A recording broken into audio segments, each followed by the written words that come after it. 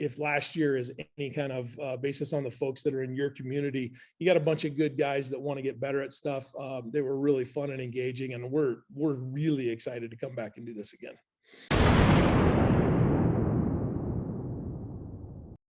Hey, Neil, brother, it is great to see you. Thanks for taking time out of what I know is a very busy schedule. How have you been doing?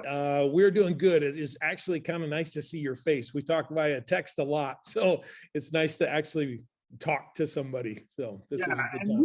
We've talked since you guys came out, you and John came out to do the training in our retreat last year. We've talked a handful of times, and yeah, it is good to see you. I'm excited and looking forward to the retreat. And, you know, we were talking, it's a great opportunity if somebody wants to train with you and John, get some of the best training when it comes to firearms out there, bar none. And we got a guy's palace rented, and it's in Phoenix, 77 degrees, and kind of like chef cooked meals. You know, I have a online community, mentoring.men, I'm part of. I'm one of the founders, is helping men become high virtue, high character, high impact men, to be unapologetically masculine and do so positively impacting the world. None of this toxic masculinity you hear about. It's about doing the right thing. We help guys that are dealing with relationship challenges. And it's funny, we were talking, there's a lot of correlations to gun skills and relationship skills. A lot of people don't think about it, but I know I was an empty chamber concealed carry guy when I started. And I learned from you guys that was going to get me killed. And it took education and training till I was comfortable. And I'm sitting here with my Glock 43 on my hip because I was out earlier. I am very comfortable with skill-wise what I can do because of the training I received from you guys and the ongoing work. But a guy's first time they're handling guns, sometimes they're a little nervous if they've never been trained. They don't realize it's a tool. Just like they get a little nervous when they have an angry woman, whether it's their girlfriend or their wife or somebody who's upset like that, because they don't know how to handle that. And that's kind of what we teach. And sadly, this isn't taught in society anymore. Probably the truest statement that you just made right there, or at least the most impactful one to me, is that, you know, the thing we say about, you know, gun school or gun skills, even anything self-defense wise, it's a perishable skill. Now I've been married almost 27 years. And most of those years have been very happy years. There's been some challenges. You know, we've got kids, we've got a special needs kid, you know, we've got life that happens. But ultimately, you know, if I forget to do my dry fire, or if I bag out on my dry fire for a month, I get rusty and things get a little bit wonky. And it's the same thing with my wife. You know, if we aren't actively working on our relationship, it's a perishable skill. So I think it's something that you've always got to be focused on. And I think that's super important. Spot on. In the retreat, one of the things we teach, there's two things that correlate to almost 100% guarantee of divorce that I see in every man who gets divorced.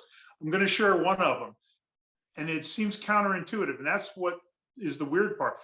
Spending time with other men. When you don't, and you fall into that role of provider, protector, and minivan driver, there is I have correlated working with other coaches. 98% of the guys who do that are the ones we're working with because they've lost themselves. They're not showing up fully as a man anymore, you know? That's and true. So a lot of the stuff's counterintuitive. We teach you how to be a great man, a great husband, a great father.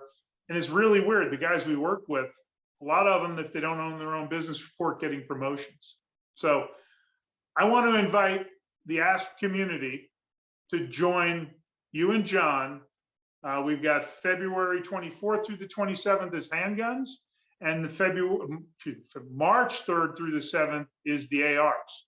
And it's going to be a transformational weekend. You will level up your relationship skills. Our community, mentoring.men, is where we're putting this on through. But for ASP members, I want to offer a couple of things. 10% off the retreat.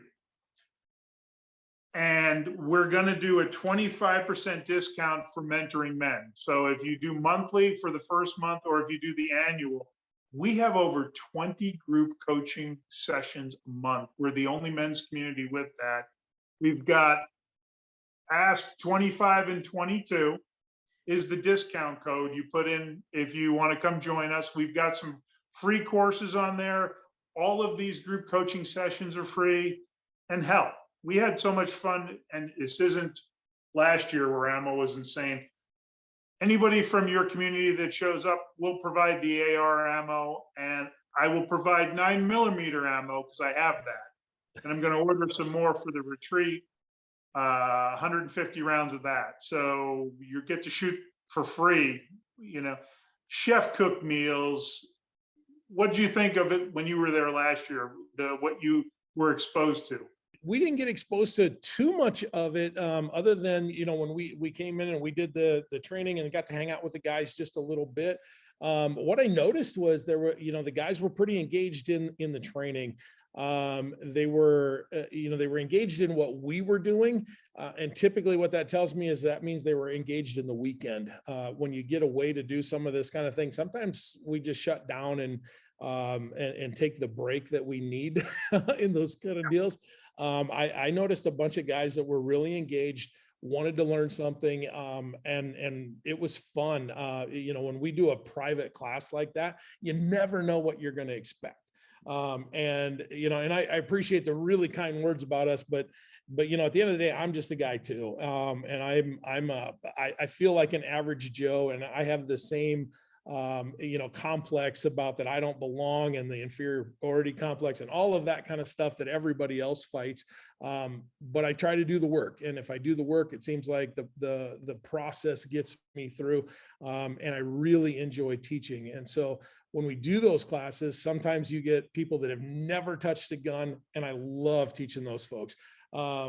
Just because I get that opportunity to say, okay, here's where it is. This is the point, the end that hurts you, and this is the end you hang on to. That kind of stuff is fun for me, to see the light bulb come on and have those moments where they're like, oh, hey, I can do this. This isn't a rocket science thing, and I don't have to have 15 years in the military to be able to do this. I can do this safely. And then we get those guys that grew up with guns. And those are always a fun challenge for me, in that I grew up with guns, but my first time on the range was a soup sandwich, to the worst degree. I made every mistake that I've seen that you can make going to a class, because I just didn't know. I grew up with guns. I just figured I could just show up and do this, and you can't. And so it's fun to teach people to draw and fire the first time out of their holster. When they do that the first time and then put the gun back, the look on their face is just, it's sheer joy in a lot of cases to watch that. And so I really enjoy that as well. I had one or two people last year that had no previous gun training, and they were thrilled at the end of the weekend because they had some competence. And I know one of them went out and got a gun. Oh, He cool. never, he didn't own one.